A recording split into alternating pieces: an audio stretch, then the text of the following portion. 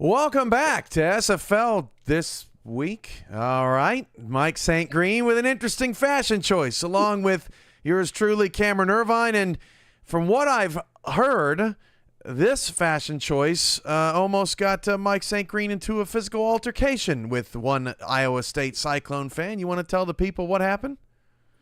Well, Cam, these could be celebratory. I could be still celebrating my birthday that passed over the last seems like months since we've been gone. But happy belated birthday. You're right.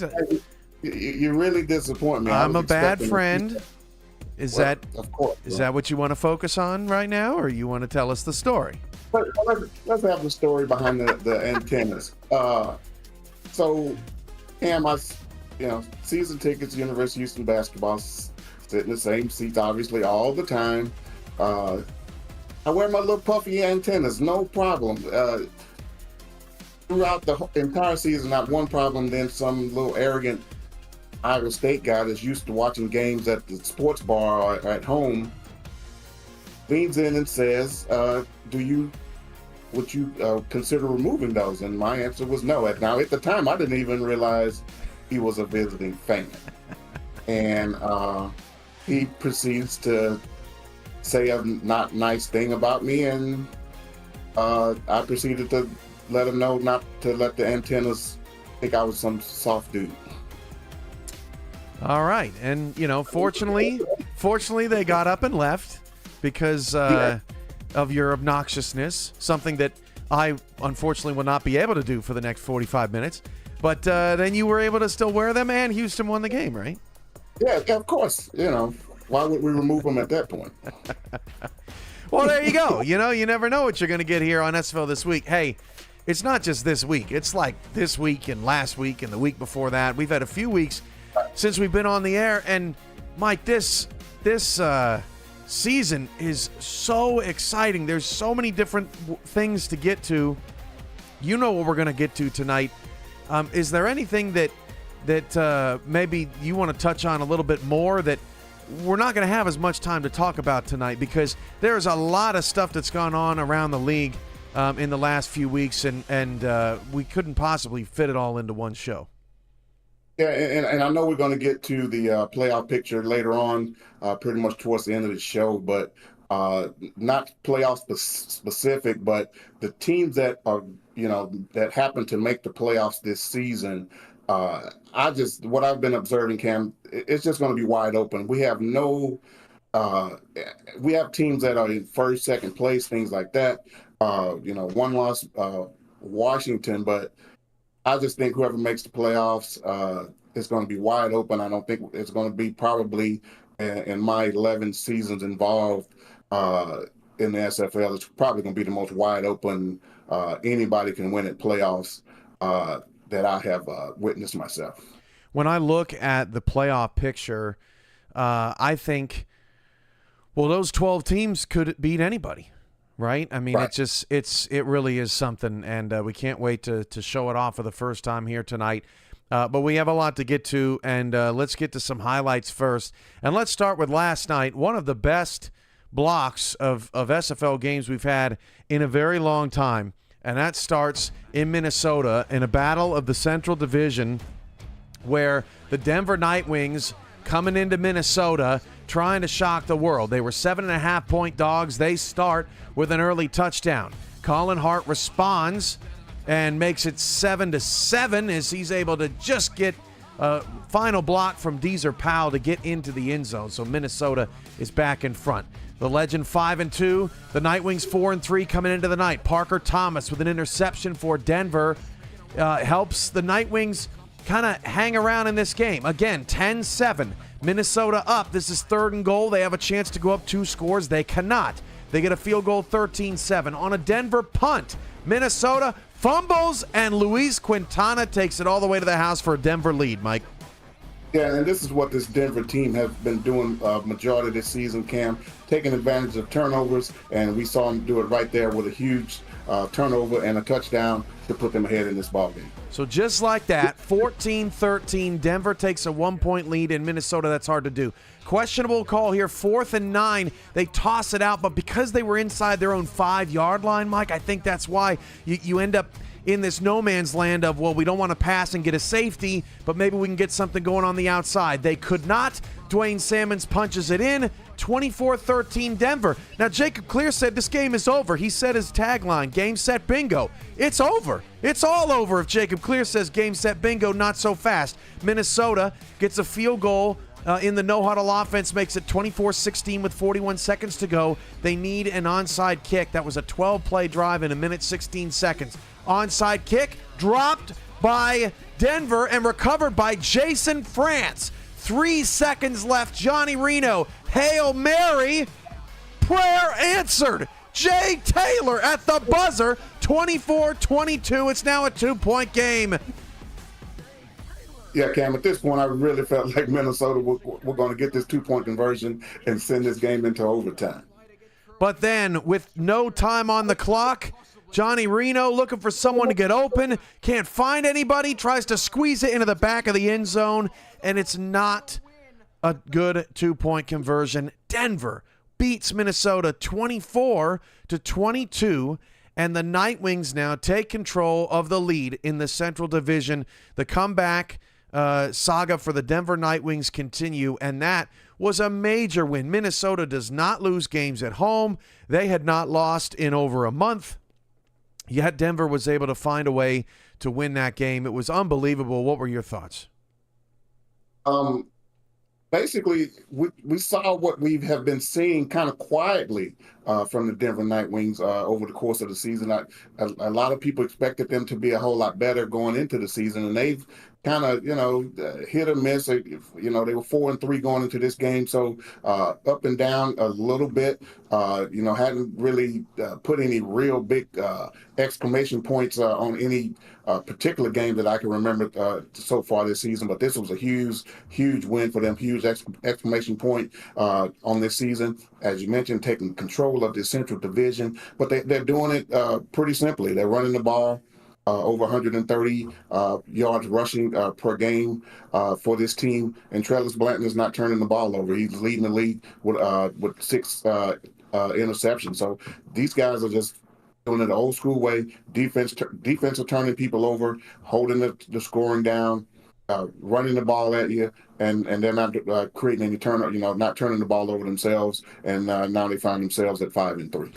No shade to Louisiana, but this Denver team feels like what Louisiana was trying to do all along. This Bailey O'Shaughnessy, Dwayne Salmons, 1-2 punch in the backfield. They're a run-first type of team. We have so many different types of teams in the SFL in Season 24, and like you said, they're doing it an old-school way, and, Trellis Blanton's really starting to step up and play pretty well as his receivers. Denver finishes with 3 of 4 at home. They have Atlanta at home, then at Charleston, then they host Houston, which will be a monster game, currently slated for Sunday, March 30th, and then they finish the season hosting Oklahoma City as a tune-up to their potential playoff push. They have the edge in the Central. Meanwhile, Minnesota falls to 5-3.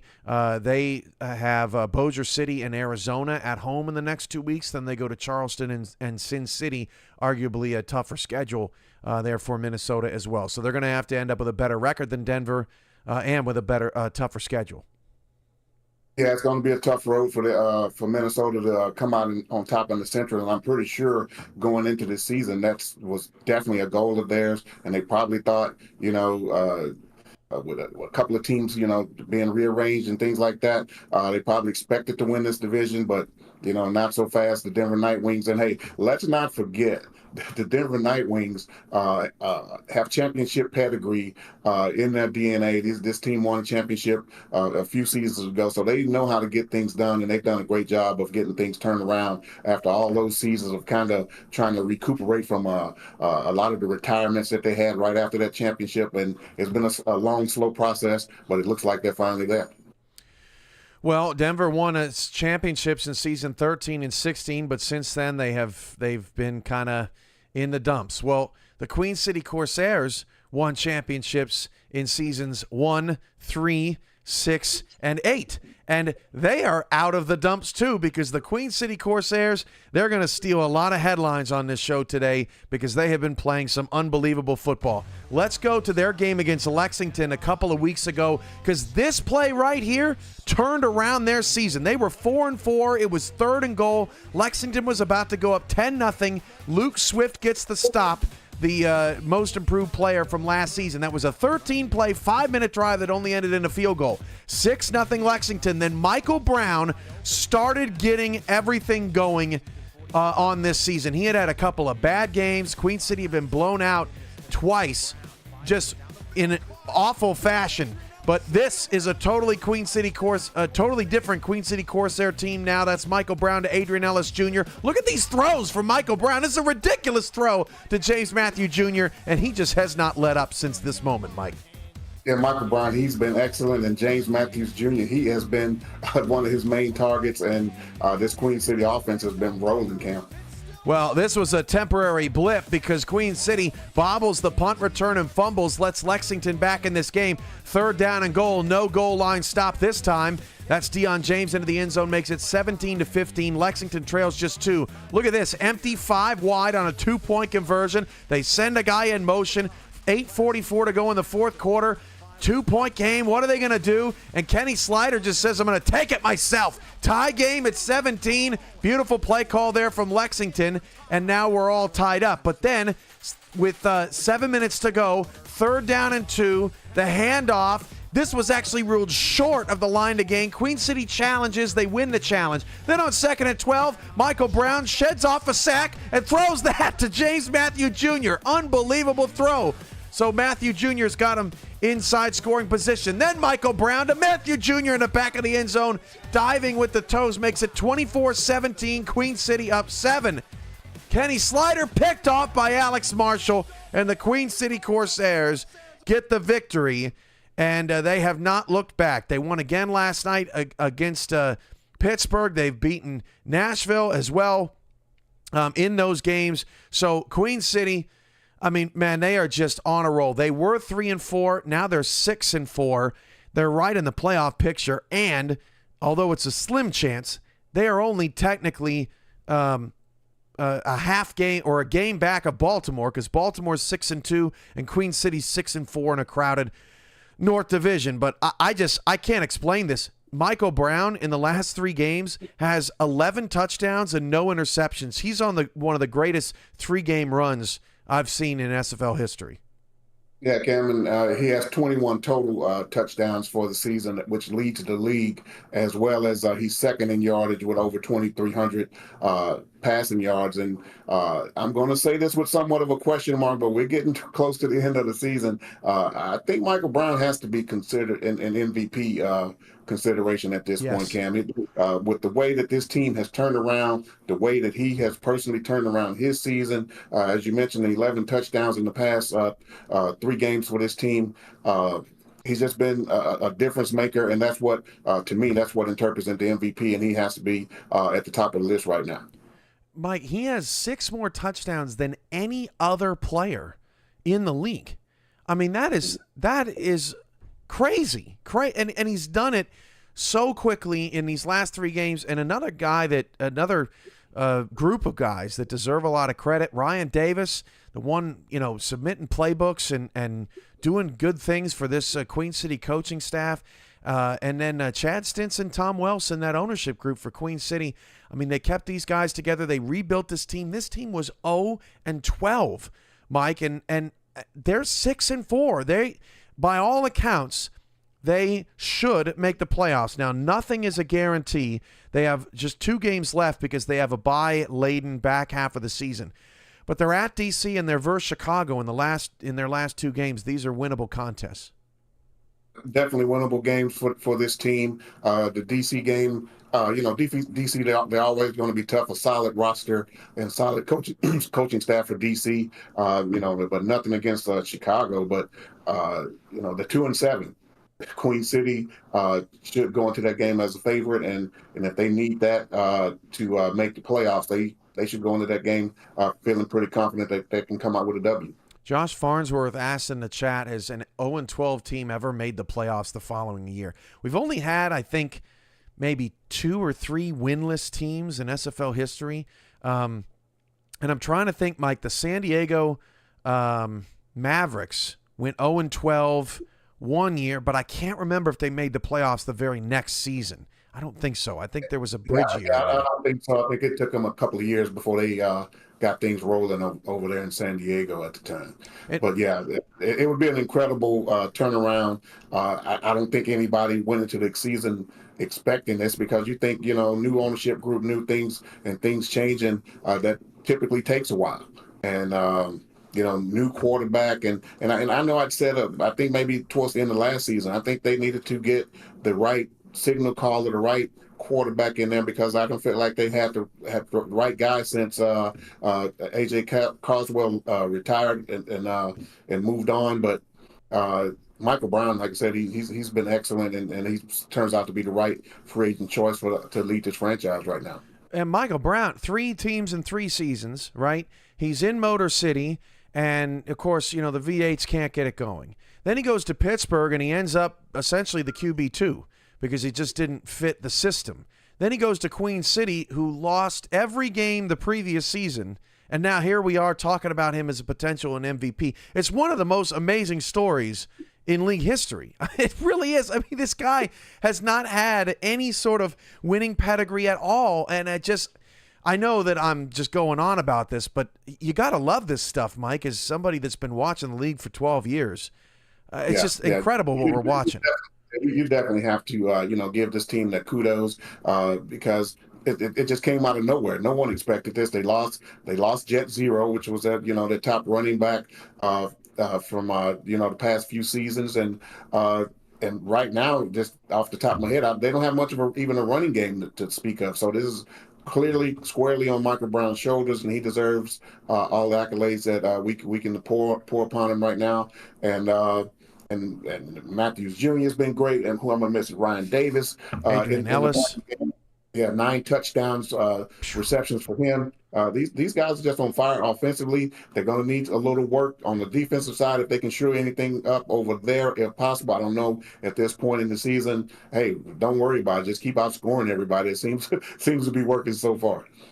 Now, the more things change, the more they stay the same, because Lexington is still all over the place this season. Yeah. I feel like they're in the exact same spot which is not a bad spot. But it's just unbelievable. Listen to their season, okay? They beat Baltimore in week 1. They shut out Oklahoma City. That's what you're supposed to do. Then they turn around and they get shut out by Sin City in the Samurai's home opener. So now they're 2-1. They blow out Denver, your current Central Division leader, 35-13. Then they get blown out by Albuquerque, your South leader, 35-14. The very next week, they lose to Pittsburgh, who is a very good team, but they're still 3-6, right? 23-20. The next week, they destroy the Florida Storm, 41-10, an absolute shellacking. And then you saw they lost that game to Queen City in the second half, and then they turn around last night and they beat the DC Dragons on the road, 31-28, with brilliant red zone defense. I don't know. You never know what team you're going to get. But they have Mexico City, Nashville, and Vancouver left, and I have no idea what they're going to do. They could beat Mexico City, the defending champs, and lose to Nashville next week. I'd totally buy it. Yeah, Cam, they're the most bipolar team, and I thought this was Carolina Skyhawks at one time, but Lexington, they're the most bipolar team in the entire SFL. You don't know what you're going to get, as you mentioned. They could win all the remaining games or lose all the remaining games, and guess what? No one will be surprised or bat an eye to any of it. But with all that being said, I do feel like Lexington. I think it's a good team overall. I think it's a good team. Yeah, I think they are extremely capable of going on a run and possibly making some noise in the playoffs.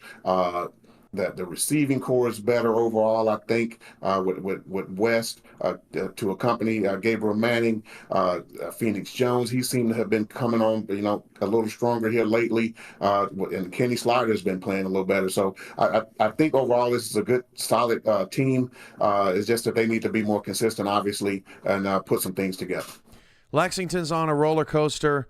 If Lexington's on a roller coaster, Arizona's cars have flown off the track, because it has been a topsy-turvy last couple of weeks for the Arizona Scorpions, and we gotta recap it here. Vancouver was in Arizona first, and here on 3rd down and goal, more on this later, Arizona can't get into the end zone. So it's 3-0 Arizona. Christian Brown comes back to Brett Killian for the score, makes it 7-3. The Vancouver Legion, 7.5 to go in the first half. Ashley Jackson delivers to TJ Punk. Arizona takes a 10-7 lead. At this point in the season, Arizona is 2-3 and in need of a win. Brett Killian on the run. Vancouver 5-1 at this point in time was at or near the top of the standings. Brown fires into the end zone. John Michael Sudduth just before the half. Vancouver leads 14-13 on Arizona.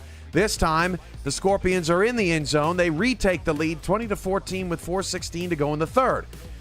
Vancouver strikes back. Ike McBride with a stiff arm and then a nice dive across the pylon for the score. 20-20. Extra point is good for Vancouver. They take a 1-point lead. Back and forth in Phoenix. Christian Brown in the shotgun. Fires and picked off. And Arizona takes it all the way back to the house. This was the turning point in the Scorpions season, because without this play, I think they're dead in the water, Mike. Yeah, and at this game, and at this point, you kind of felt like, well, maybe this is going to be the season-saving play and game for the Scorpions, but obviously they came out with a win here, but I think we're going to probably see something where they things changed, their fortunes changed in the following game. Yeah, Christian Brown to Ezekiel Bear there. It's a 6-point game.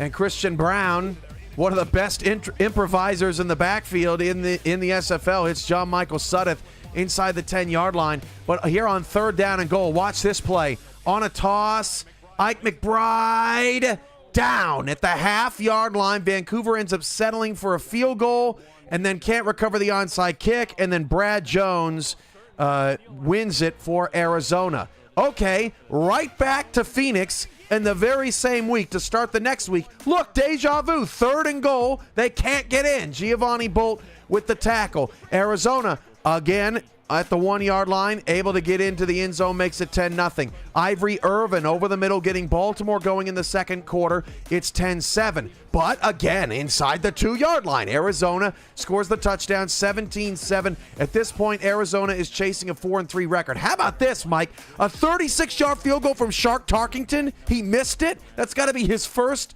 miss sub 40 in his career, right? Yeah, Cam, that was a shocker to me. I was watching this game, seems like ages ago, but yeah, that was a huge miss from Shark Tarkington. Brad Jones gets hurt in the fourth quarter, and then Arizona gives up this play. An inexcusable, wide-open Ivory Irvin on what essentially was a cover 0, and the guy that was manned up on Ivory Irvin just blew it. 20-20, Coach T-Pat is happy. That is Wigmore over to Irvin to the 14-yard line with 2:05 to go. And Arizona now is in trouble. They had Baltimore on the ropes, but then the first play of the next drive, Ashley Jackson throws a pick to Roy Towers, and this game is over. Baltimore gets the win 23-20, so Arizona giveth and taketh away, and now they're sitting at 3-4. They're not totally out of it yet, but man, heartbreak city for Arizona and a few other teams that are in the middle of the pack of the SFL this season. Yeah, and what I've noticed from Arizona, and we didn't see the highlight here, but even a few weeks back when they lost to Sin City, and we didn't see actually the plays, a couple of the plays that I'm going to reference here, is that Arizona, they're one of the best teams in the league between the 20s. Once they get inside the red zone, and particularly on offense, they have had some terrible red zone turnovers in which they could have actually either increased the lead or taken the lead in the game. And I'm specifically thinking about the Sin City game. They could have put the game away.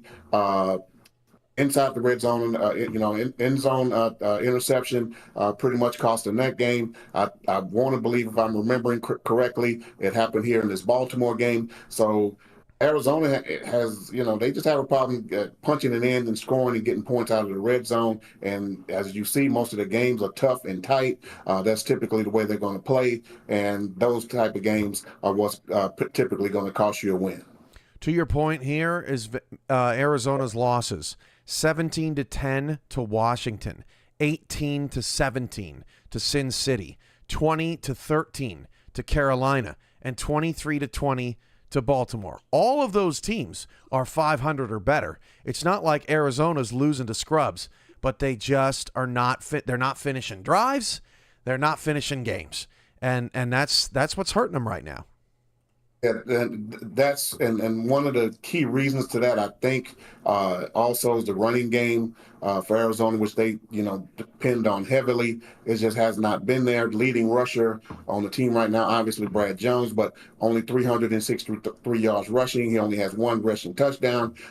These guys are just not getting it done on the ground game like they need to possibly take some more pressure off Ashley Jackson, and she has been struggling as well. Only 6 touchdowns to 12 interceptions. So they're turning the ball over. They're not getting much out of the run game, and they're not turning people over themselves.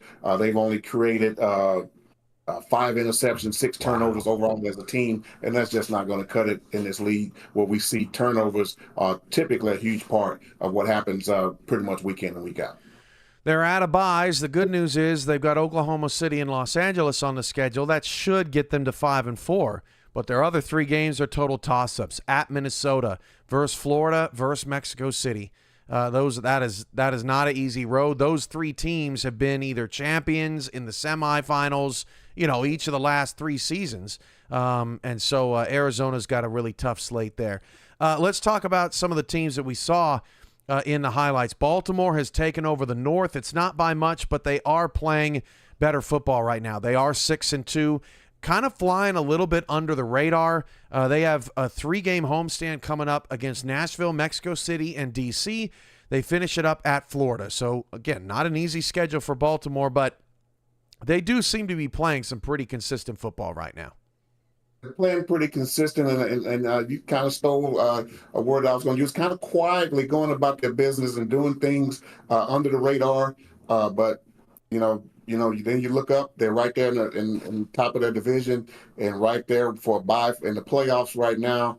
And they're coming to life a little bit, as we saw Ivor Irvin make a couple of big plays. I look at the leaderboard; he's kind of moving up the leaderboard for as receivers go. Jack Wigmore, he's working his way up passing wise, but we don't see the typical names on the defensive side, particularly up front, that we have typically seen in the past from them. But they're doing just enough on the defensive side to keep these guys in games. In Baltimore, they're starting to get things going a little bit and looking a whole lot better this season than maybe towards the beginning of last season. I thought last season they started to figure some things out, and we're starting to see a little bit of that carryover.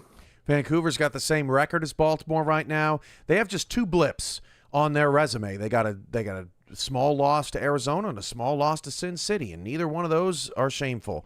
Vancouver is a game back of the division. They did beat Washington, so they own that tiebreaker. Washington's only loss. So Vancouver has Indy, Mexico City, Bossier City, and Lexington left. Pretty decent, tough schedule. But some may be tougher than others. Obviously, that Mexico City game on Monday night is going to be huge. Can Vancouver put themselves on the map? This is a team that has not won a championship after being established in season 9. They've been around for a long time, and they've been consistent winners for a long time, Mike. I think if they want to put themselves in the category of this could be their year, winning at Mexico City on March 24th is the way to go.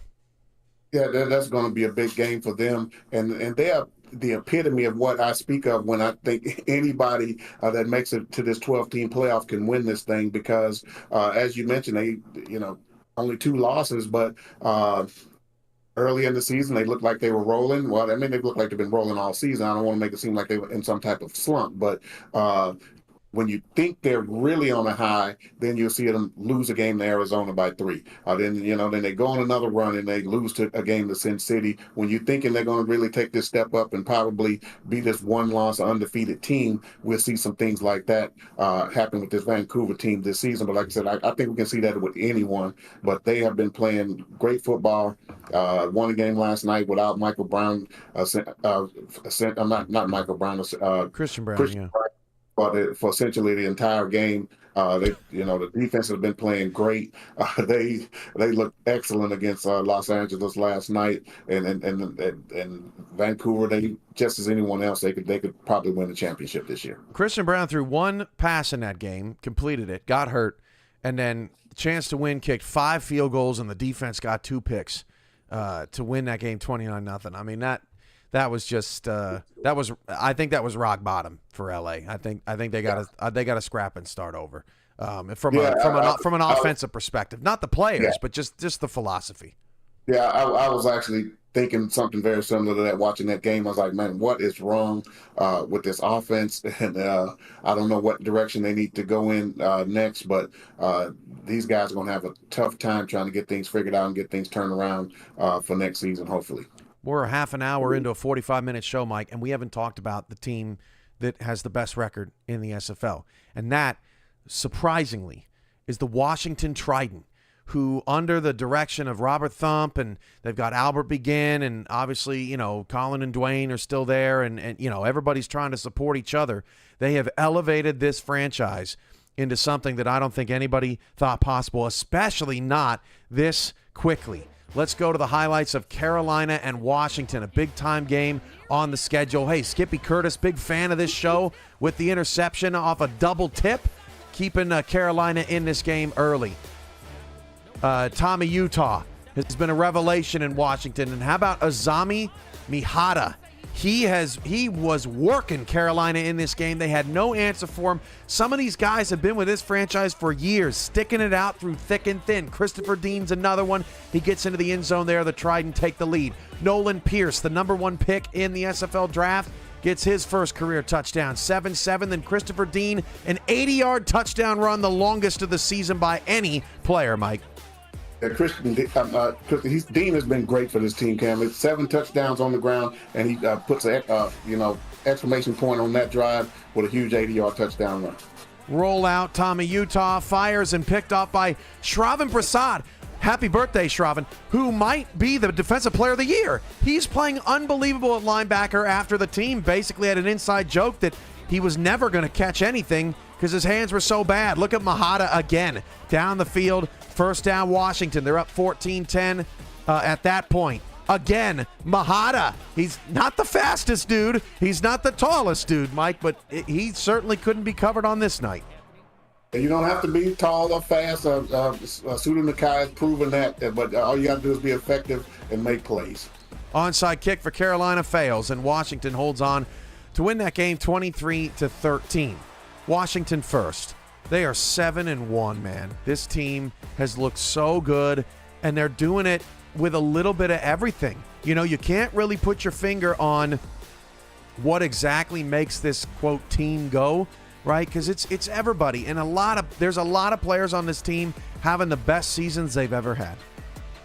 Yeah, and it starts with the defense. I haven't watched every game that these guys have played, but I do know this: the defense has been a huge difference in what these guys are doing.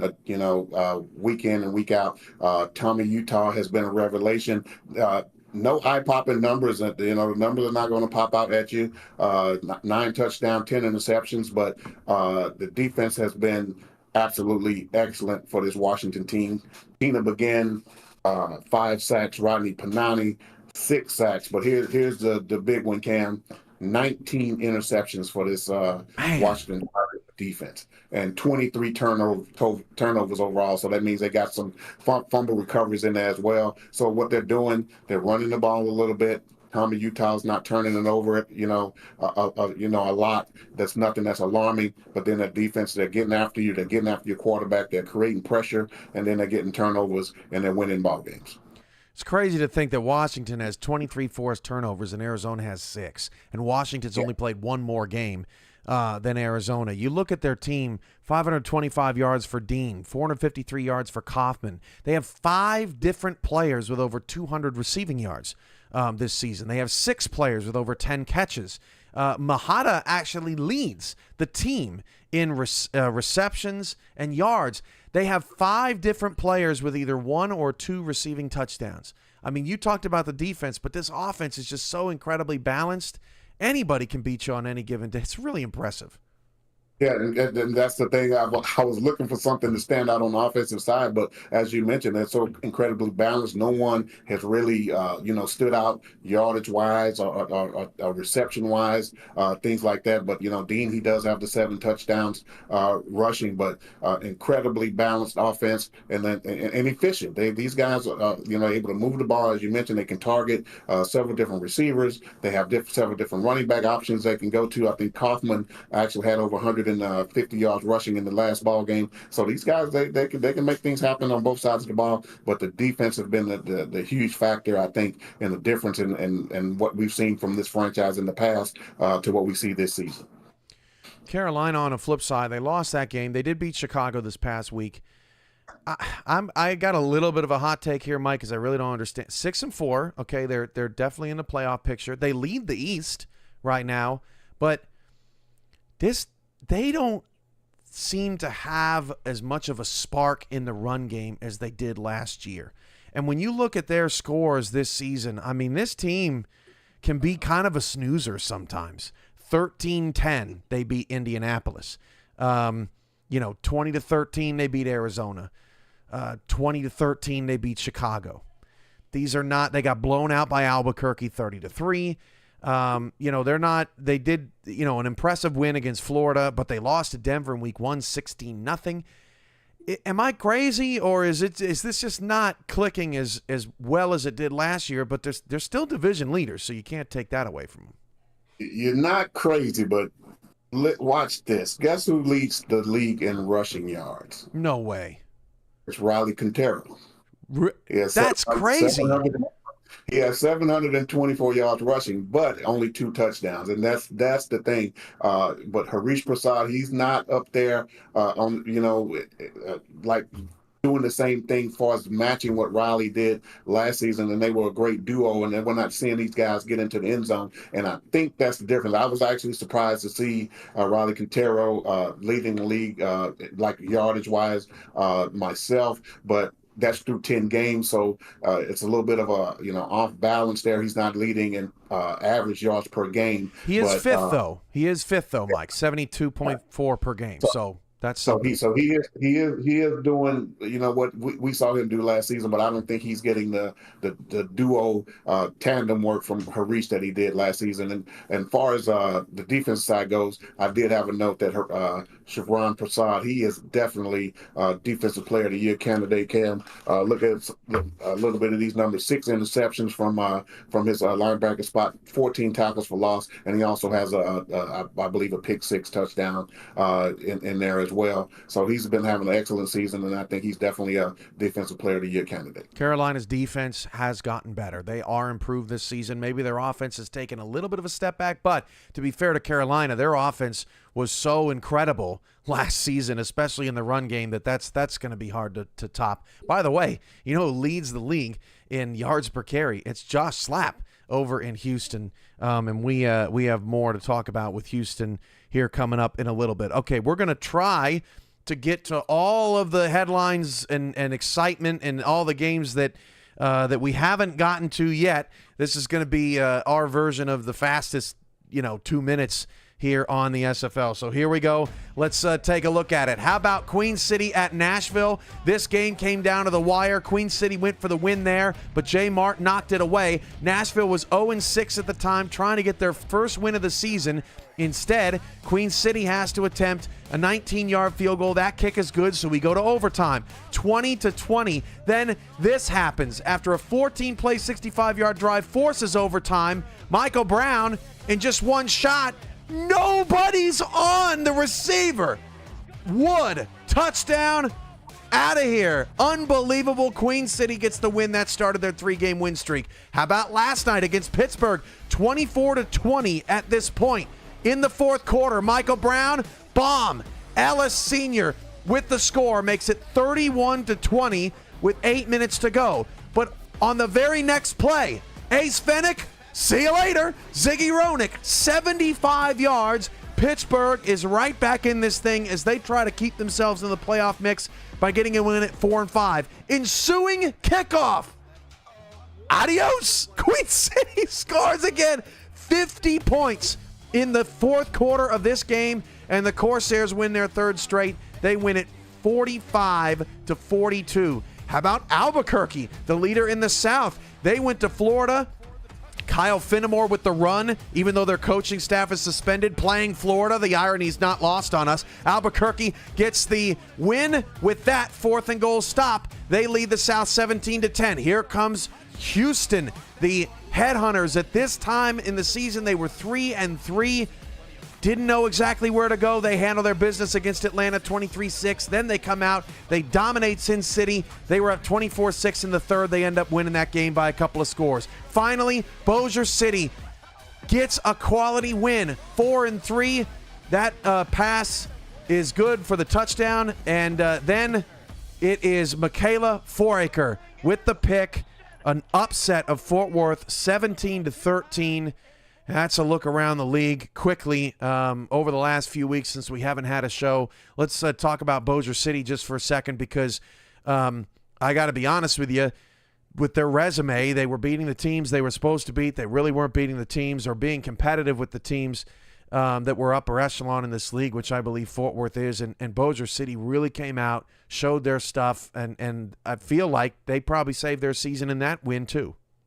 Yeah, they definitely saved their season, Cam. I was after the hot start that they had. They've been kind of on a downward trend, and I really wasn't expecting much else out of Bossier City the rest of the season. And they did a great job. And the defense played well against Fort Worth, and the offense did a great job of not really turning the ball over. Played solid, made plays when they needed to make them, and they came up with a huge victory.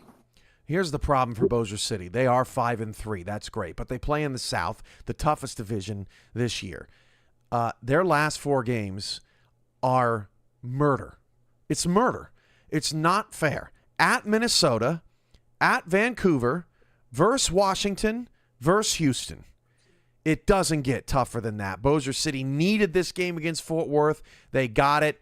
That magic number's 7, right, Mike? Yeah. That means they got to win 2 of these. That's a tall task. Good luck to Bossier City, but that's a brutal stretch. Well, they're definitely going to prove their worth if they can, get what they need out of those games to make it to the playoffs. And I was looking at the playoff picture, kind of previewing it myself. I was kind of wondering if 8 may be the magic number this season because it's kind of strange how this is working out, but 7 may not be enough. But we'll definitely see coming down the home stretch. You have 4 or 5 teams that only have 2 wins, right? And every other team is essentially even in the SFL this season, and that's going to make it even tougher to get to the playoffs. If you make it to the playoffs, you earned it this year. How about Houston? 2 wins in a row, now 5-3. You've had a bye sprinkled in there, so Houston, talk about flying under the radar. Houston's schedule a little bit more favorable down the stretch. DC, LA, Denver, Bossier City. Not easy by any stretch, but Houston is playing excellently, and I think you told me, just off air, this is the best that Houston has played in maybe ever. I mean, they have looked terrific over the last 2 weeks. Yeah, the past couple of weeks, Cam, this is the Houston that I pretty much have enjoyed watching, and it's definitely been the best that they've played over my 6 seasons in Houston. The offense has been pretty much balanced. Everyone in the receiving corps is getting an opportunity to touch the ball. Everyone in the backfield getting an opportunity, to have some huge rushes. J.W. Doyle had a huge game last game with a couple of touchdown runs. Josh Slapp, as we mentioned, he's second in the league in rushing yards, but he's also first in yards per game with over 80, I think 88 yards per game rushing per game. So he's the same Josh Slapp that we've come accustomed to seeing. He hasn't gotten into the end zone as much as we've seen him in the past, but he's been a solid back over there. But I think one of the huge factors for the Houston Headhunters has been the defense. They've been super aggressive defensively. They swarm all over the field. They're getting after the quarterback. And we talk about Shafran Prasad as a defensive player of the year candidate. I cannot go without mentioning Jason Peace in that category as well. 5 interceptions for him, several tackles, I think 13 tackles for loss. So he's been great on the defensive side of the ball, and just been an excellent team over the past couple of weeks. And I think we're going to be a force to be reckoned with coming down the stretch. Peace and Prasad should host some sort of linebacker camp in the offseason or something. They have been unbelievable. Let's talk about the South just in totality here for a minute, because Fort Worth is in last place. They could still technically win the division. I know that's insane, but that's true. That is possible. Albuquerque does not have this thing wrapped up just yet. They're 7-2. Mexico City's 5-2, and then Bossier City and Houston are both 5-3. So there's still a lot of football to be played. Now Albuquerque, I think for them, I don't think it's a question of whether they're going to make the playoffs. What seed are they going to be? Because Albuquerque still, since they joined the SFL, has not lost at home. They only have one home game left this season, and it's next week against Chicago. I don't think the Warriors are coming in there to win that game, although you never know in this wild season. Then their final 2 games are at Mexico City and at Fort Worth.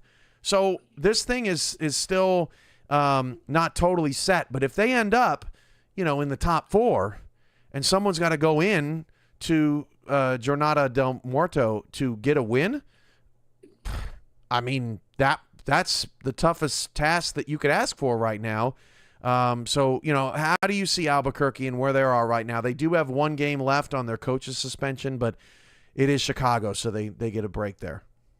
Yeah, they definitely get a break on that coach's suspension with playing Chicago. But what it sounds like, just looking ahead a little bit, the division probably and quite possibly could come down to that head-to-head matchup against Mexico City. The winner of that could possibly win the division. But as you mentioned, it's several different scenarios that could happen here. Houston, they have a tiebreaker over a head-to-head with Mexico City, so anything falters there. Albuquerque, they have the head-to-head over Houston, so it's a lot of intermoving parts there that could possibly happen. But as of right now, with both teams being at 2 losses, that game in a couple of weeks could definitely decide who wins the South. I don't think this has ever happened since we've been doing this show, but spoiler alert, Florida is not going to be on the playoff picture when we unveil it. That's the surprise. They look a little rudderless, Mike. It just doesn't look like this team has direction. They're swimming in debt right now. They've got Fort Worth, Arizona, and Baltimore as 3 of their last 4 games left. 2 of those are on the road. Congratulations, by the way, to Ron Cochran, now the SFL's all-time leading passer. Incredible stuff. Huge achievement, huge accomplishment. So shout-outs to him. He got that in the Lexington game a couple weeks back. And he deserves it, man. He's such a great guy, and we're certainly glad that he's back and healthy and all that good stuff. But, yeah, I don't know. I wouldn't put it past Florida to make one last run, but this is not the season to be behind the 8 ball. There's just so many talented teams out there right now. I don't know if it's going to happen. Yeah, and Cam, I don't believe what I'm getting ready to say, but because it almost going to sound blasphemous to a certain extent. It kind of feels like to me that the league has caught up to the things that Florida like to do. The offense is not really explosive. You can't, outside of Art Vanderlei, you really don't talk about many of the offensive players as much. Now the defense is solid as it has always been, but it just seems like it's kind of a switch in what's going on in the SFL this season. When we see these offensive teams really taking charge and really getting aggressive, your Queen Cities, your Vancouvers, your Houstons over the past couple of weeks, it just seems like the league is kind of changing a little bit, and maybe Florida, could possibly be, left behind right now. That just what I'm kind of feeling, and that's just my opinion for sure. But they seem to be struggling to get things going offensively, far as from explosive, big play. We're going to go out and score 30, 40 points and beat you type thing. Stephen Bush and Bullet Boletsky feel like they've just evaporated. They're just not. They're not getting free. They're not getting open looks. And these are two of the most dynamic players in Florida Storm history. So that's a look at Florida. They're not dead yet, and I would never stick the knife in Florida before it's over. But things not looking good there for the Storm. Okay, your season 24 spectaculars maybe so far, Mike, because we've had a few weeks, and so I'm ceding the floor to you, as I don't know exactly what you want to do with this segment, but it's your opportunity to give some shout-outs to some peeps. Well, let's start on the offensive side. Of course, I mentioned Michael Brown. He's been great, over the past couple of weeks, as I mentioned, MVP candidate. But let's talk about another MVP candidate and possibly offensive MVP candidate, going to stay on the offensive side of the ball early, and that's going to be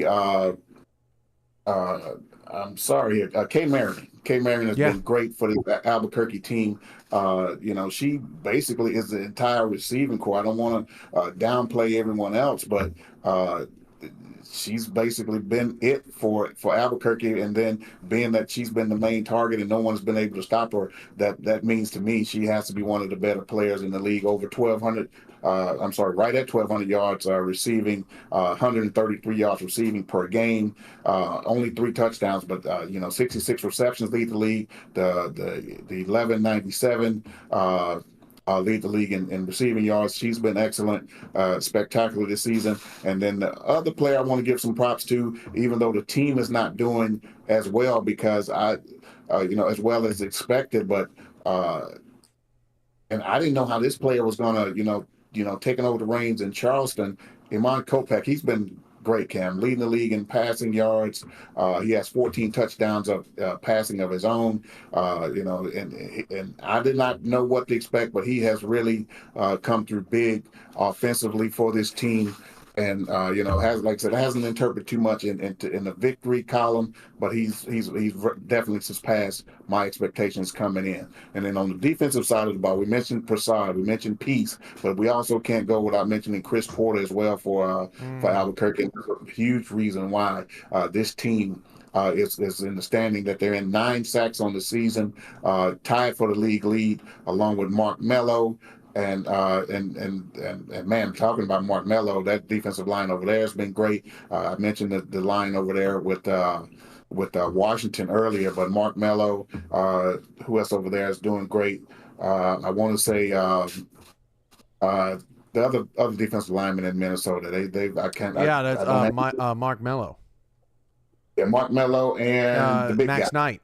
Yeah. Max Knight. Yeah, these guys are putting together a great season over there defensively in Minnesota. But I still give the lean far as my defense spectacular overall for the year to Chevron Prasad.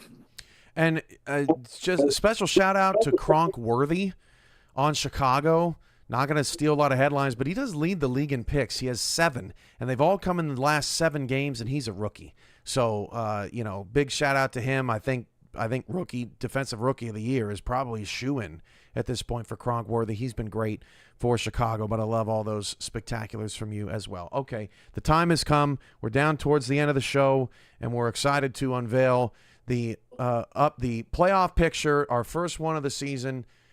And here we go. Here it is. Your division winners are marked. This is what it looks like right now. Lexington, if the playoffs started today, they would be out. even though they have a winning record. Let me know when you've heard that story before. Sin City's head-to-head win is the difference there. They would be your 12 seed, and Mexico City and Sin City, who technically met in last season's championship game, would meet in the first round this year with a record difference of just a couple of losses. Washington is your number 1 seed right now.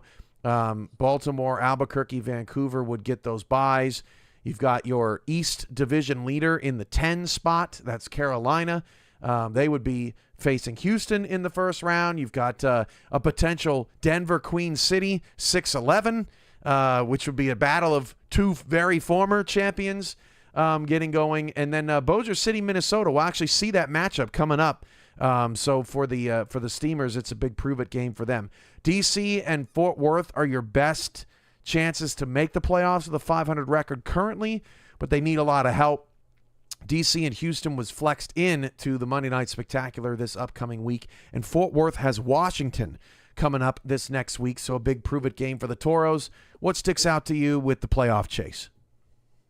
Well, outside of, we do have some familiar faces in this playoff picture. Obviously, Baltimore, defending champs, Mexico City, Vancouver's there.